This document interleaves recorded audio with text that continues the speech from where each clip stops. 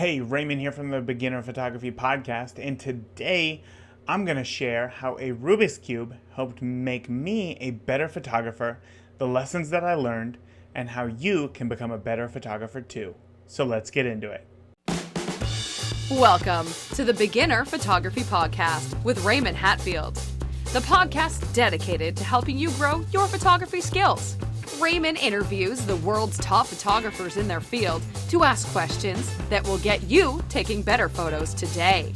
Now, with you as always, husband, father, home brewer, LA Dodger fan, and Indianapolis wedding photographer, Raymond Hatfield. Welcome back to today's episode of the Beginner Photography Podcast. As always, I am Raymond Hatfield, and I am an Indianapolis wedding photographer and your guide for this journey that I'm going to take you along today. I'm really happy that you are here, and I hope that you can learn something from today's episode. And if you do, I would be so appreciative if you would share this episode with somebody who you know who could use a listen. So, last few weeks ago, my mom came out here to Indiana to go with us on a family vacation down to Holiday World, Indiana. It's Santa Claus, Indiana, which is the home of Holiday World. Now, Holiday World is like this themed, it's like a holiday themed amusement park and like water park. So it's a lot of fun for the kids. We love to go, and it's a wonderful time. And my mom and I spent a lot of time talking, just kind of sharing stories about the past, and what my mom liked to do was compare our son Charlie, who is 6 years old, to me at his age. So that of course got us talking about just me as a child and the things that I did. And I was sharing what was frustrating as a parent, and she was, commiserating and saying, I was there too, and you were the exact same way, and just kid things. And the more that we got to talk about it, I was thinking a lot about my own childhood and how I perceived things. And I realized, sometimes when you take a look back, you think about how much things have changed, how much things have grown. And in this case, I was thinking about how I learned as a kid. And I thought this was really interesting. As a kid, I was the kid who was, interested in absolutely everything. And I mean, I was interested in everything to a fault. Like, it would get me in trouble. I was interested in so many things. And I think I was interested in everything because what I really wanted was to find the one thing that I was just naturally good at. And as I started thinking about this and really diving in deeper, I remembered when I was, maybe 6 or no, I guess I was a little bit older, but I was younger than 10 for sure. I was a young child, still in elementary school for sure, probably first or second grade. And I remember my parents were watching 60 Minutes, and they were highlighting on 60 Minutes a young piano prodigy this kid was. And he was probably 4 or something. He was very, very young. He was younger than I was. And the parents of this kid had no idea that he was good at piano. They didn't put him in piano lessons or anything.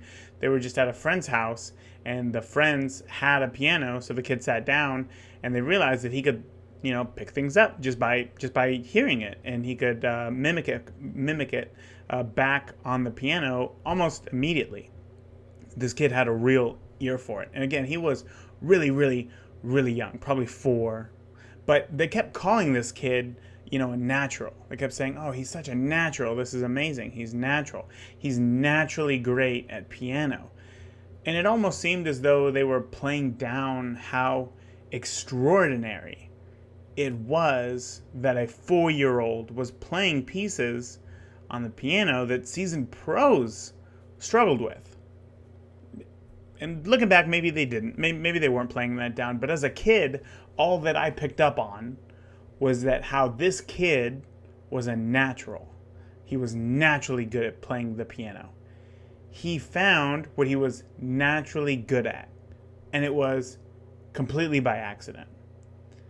So I think that is where my hunt started, and kind of where this episode is going. I thought to myself, if this kid just naturally found something that he was good at, there has to be something that I am naturally good at. So if I look for more things, if I do more things, I'll eventually find it, right? So, I mean, I remember very quickly getting into a lot of things. I remember I had a magician's kit. Imagine me as a magician, geez. Pastels. I mean, more than just like, pen or pencil and paper. Like, I went straight to pastels. I took ceramics lessons. I was into rollerblading, like BMX bikes. I took tennis lessons. I had a compass and a camelback for hiking. This 10-year-old kid who's just going to go off and hike on his own. And then also I had a Rubik's Cube. I mean, I was just all over the board with things that I was quote-unquote interested in. And really, I wasn't interested in any of them. I think I just really wanted to find the thing that I was good at. But the problem came when I gave something a try. And I'm sure as you have experienced in your own life, I was not world class the first time I tried anything. And looking back as an adult, it's easy to see why this young child was being featured so young as a piano player. It wasn't because he was naturally good at something. It was because it was extraordinary that he was naturally good at this. But regardless, that caused me a lot of frustration. It caused me to be really frustrated inside, and then I would give up immediately on everything. If I wasn't great, I thought, nope, this isn't it. On to the next thing. Man, now that I think about it, I had a hacky sack as well. Again, I was probably like 8, maybe 10. I tried for a long time to be real good at that, just because all the kids at school were really good. Anyway, but the one thing that really stood out to me was that Rubik's Cube, because when it came to pastels, when it came to a magician's kit, when it came to ceramics, you figured out pretty quick, that you weren't world class. You figured out right away that this is something that you're not naturally good at, right? But the Rubik's Cube was what always intrigued me the most, because you felt like you never knew how close you might be. Like it was just one more twist or one more turn, and then things would just come together. And I tried to solve that thing for weeks. I tried to solve that cube for weeks. And I'm not sure if you've ever tried to solve a Rubik's Cube, but at times it feels impossible. It feels like you are just, wasting your time. Like this is just an impossible task. It doesn't make any sense. And I would twist and turn and rotate that cube for hours, and somehow no progress ever got done. I never got any closer to solving it, no matter how many times I twisted it, turned it, and rotated it. So I just ended up throwing it in the drawer because it was pointless to me. I wasn't naturally good at it. And then in that drawer is where it sat for 6 or 7 years, except for a few days at a time where I would give it another try before realizing it was pointless. Maybe a friend would come over and they'd be looking through my stuff and they would find the cube and we'd joke around and we'd play with it for a little. But ultimately it would always end up back in that drawer for 6 or 7 years. That was its home. So then, fast forward 6 or 7 years, it had come time for me to move to LA to attend film school. And as I was packing up the things in my room, I got to the Rubik's Cube. At first, I hesitated, but ultimately, I decided to bring it with me. And I remember one night, it was probably 8 months or so later, I was in way over my head at school. I was in the middle of this huge project that I was not prepared for. I was getting less than 4 hours of sleep a night. It was a rough time for me in school. And I think one night I just felt kind of, done. Like I needed a break. And I was sitting there in my room, and the cube, it always stayed on my desk. I didn't mean that I would always play with it, but it always stayed there on my desk. So as I'm sitting there in my chair, just wallowing in self-pity, essentially, I saw the cube and I just picked it up and I started just mindlessly spinning it. And at this point, you may be thinking, how in the world does this relate to photography? But if you're still listening and you haven't, tuned out, stick with me. I'm getting there. So as I was sitting there, just mindlessly spinning this Rubik's Cube, my roommate, Ben, had walked by my room and he peered in, and we were talking for a few minutes, and he saw me messing around with the cube, and right then and there, I remember this so well, he bet me $10 that I wouldn't be able to solve it by the same time the next day. Now, what I should have done was just laugh it off and go to sleep. But what I did instead was take him up on his offer. Now, you may be thinking right now, you may be asking, why would you do that, Raymond? Why did I think after 7 years of trying to figure it out with, no luck, that I would be able to do so in the next 24 hours? And to be completely honest, it beats me. I have no idea why. But regardless, I got to work, and to everyone's surprise, including me, 24 hours, I handed Ben, my roommate, a complete solved Rubik's Cube. So how did I do it? I didn't take it apart and reassemble it, in the right order. I didn't take off the stickers. I legit solved it. I did it the right way, just through twists and turns. And the way that I did it was simple. It was so simple. Are you ready? I Googled how to solve a Rubik's Cube. That was it. That was all that I did. Now, you may not know this if you've never solved a Rubik's Cube, but you can solve any cube, no matter how many, jumbled twists and turns it has, in just 4 simple steps. 4 simple steps. You don't need to have a PhD in math to solve a Rubik's Cube. And I thought, in fact, fun little tip, the instructions are included in every Rubik's Cube that you buy. So if you want to learn how to solve a Rubik's Cube, you can just go to the store, buy a Rubik's Cube, and the instructions are inside. But I thought, why had I never even looked it up? Why had I never even decided to take the first logical step, which was figuring out how this thing worked? It was because I assumed that you needed to have a natural Rain Man type talent to solve the cube, so I never looked any further. And that's how it had been my entire life. Like I said, if I would try something and it wasn't the right thing right away, if it didn't naturally click with me, I would just simply move on to the next thing. And right then when I solved the cube, I realized I had made 2 huge mistakes that really hindered growth, that really hindered my growth to learn new things my entire life. Now, this is where photography comes in, all right? So mistake number 1 was assuming. Simply having the assumption that others are just naturally good at things, and if I'm not good at something right away after the first try, then just to stop looking altogether. Just stop, don't go any further. If you're not naturally good at it, don't waste your time. You have to be naturally good at something, so go out and find that thing. Don't try to get better by practice, just Stop. That was mistake number one.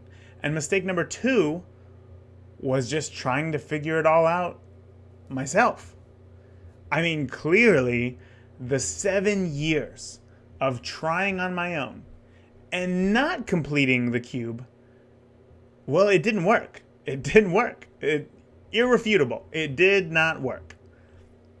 But it took me reaching out to those who had completed a cube before to help. And the moment that I did that, I learned how to solve a cube within 24 hours. Consistently. Like, this wasn't like a one-time thing. Like, hey, I solved it. Please don't ask me to do it again. Like, I'm not doing double or nothing. I mean, still to this day, 11 years later, I can solve a cube no problem. In under 2 minutes. I promise you. It's awesome. It's fun. So, those were the two lessons I learned, right? Assuming and then trying to figure it out on my own.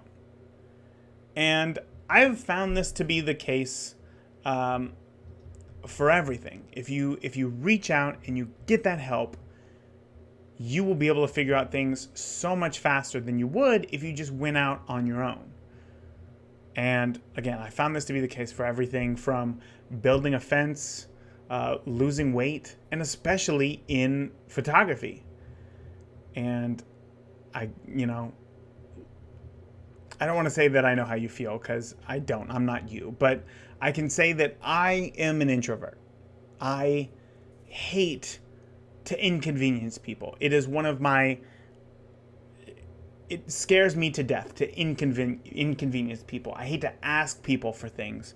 I hate to put people in a position where they have to go out of their way and help me. I like being able to solve things on my own. I like that idea of being able to bootstrap and, just do it, put in the work, and you will be able to do it. But the truth is, so many things in life just simply don't work that way. I think, personally, that includes photography. So I have always been the lone wolf, and I just simply tried to do everything myself. But I learned in that 24 hours that is just simply not possible if you want to do anything great. So from then on, I felt right away as if nothing was impossible as long as you know how the tool works. All I had to do was figure out, how does a cube work? And then once I figured that out, I could solve it. This is also how photography works. Some days, when I would rather just stay in the comfort of my own home, I think of the line from Go Your Own Way by Fleetwood Mac, which is one of the best songs of all time. And the line is, open up, everything's waiting for you. It takes courage to open up. But once you do, everything is waiting for you to take. If you open up, every opportunity is waiting for you. Everything is waiting for you. So believe it or not, no one is born with a natural talent to take incredible photos. That 4-year-old kid who played piano, look, he's an anomaly, obviously. That's why he was being, featured. But nobody's born with a natural talent to take incredible photos because it requires the use of a tool. But most people believe that they have to either get lucky or spend years of trying different things in order to be good at something. You have to know how the tool works to make something with it. And that is vital to reaching your goal. Now, luckily, if you're listening, you can tackle mistake number 1 by yourself. Assumption. It just takes time, but yeah, you can do that all on your own. Just stop assuming. Stop assuming, and you tackled number 1. You're halfway there. But mistake number 2 needs outside help. There's simply no way around it. And that's why I've spent so much time to incorporate community, even in my newest course, Auto to Amazing. Learning will only take you halfway, because you will inevitably have questions at some point. And that's where a Facebook group comes in. Having the ability to share photos, to get feedback, to ask for help whenever you need it in a safe environment is one of the most powerful tools to growing as a photographer. I mean, for years, I was taking photos in manual, mind you, thinking that I was just creating works of art because I was telling my camera what to do. But the truth be told, those photos they're not good. They're not art. They were borderline trash. And if you want to see an example, I posted them in the show notes. If you're listening in Apple Podcasts, just swipe up. You should be able to see the photos. They're not that great. Not that great.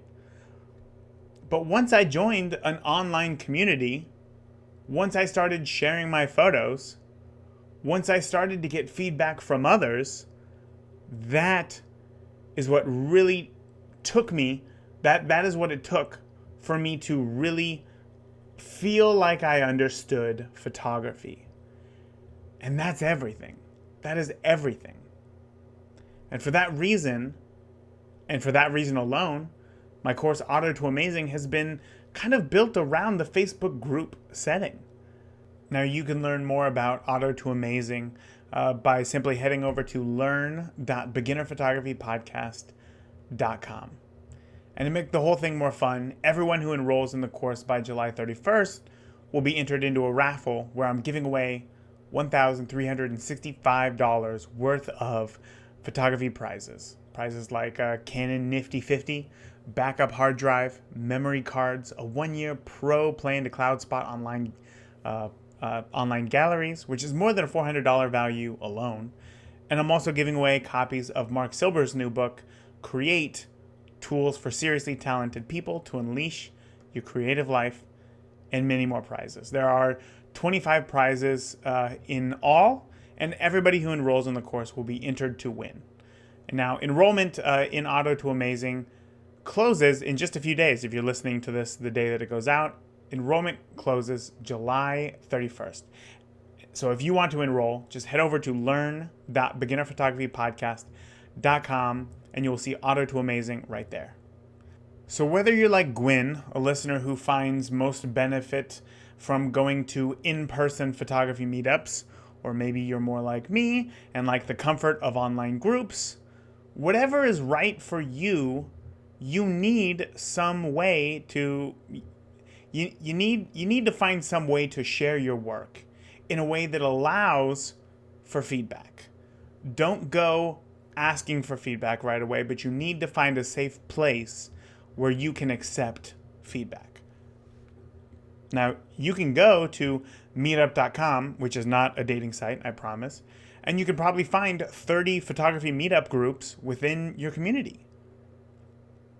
So if you need one last shot of encouragement to join an online community and get that help, get that feedback, and grow as photographers together, here you go. You know what will happen if you don't go.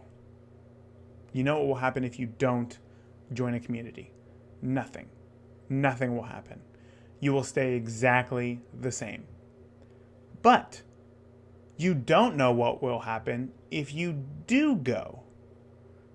If you do join that community. If you do reach out to that photographer. I mean, you could meet your next best friend. You could be opened up to a new form of photography. You could meet somebody who will let you tag along with them to a shoot. You know what will happen if you don't go, but you don't know what will happen if you do go. Be open. Everything's waiting for you.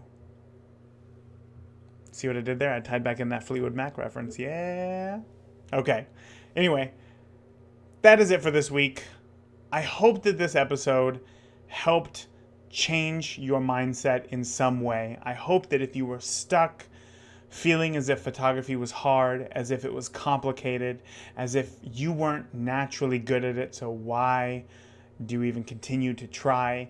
I hope that I changed your mind. I hope that I showed you that there is another way, and that if you continue to push, you will make it, because this takes practice.